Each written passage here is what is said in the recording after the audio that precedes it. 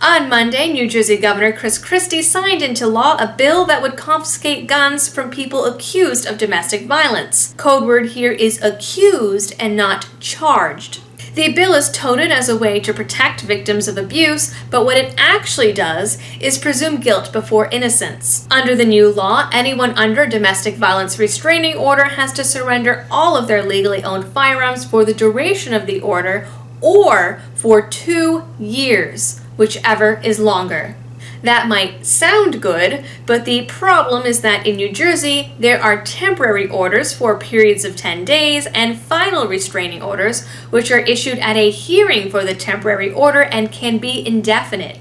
Temporary orders are pretrial orders and are not subject to investigation and can literally be awarded over the phone. Even if the temporary order is dismissed by a judge for lack of evidence, the accused will still be barred from possessing any guns for 2 years. Further, the order can't be lifted even by mutual agreement between the parties involved. Once a restraining order is in place, only the courts can decide to drop it. Certainly, such a law could help those suffering from domestic violence, but the law could just as easily be abused.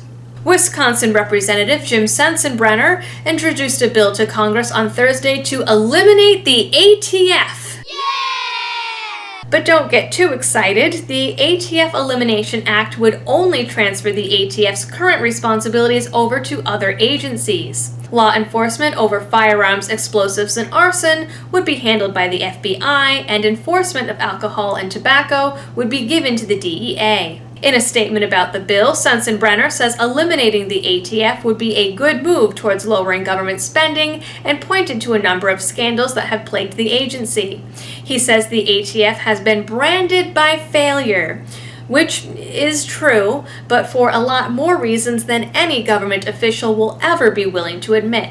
The bill would require the FBI and DEA to provide Congress with a plan for the merger. We also have a good guy with a gun story this week. A Good Samaritan gun owner saved an Arizona trooper after the trooper was ambushed and shot by a gunman.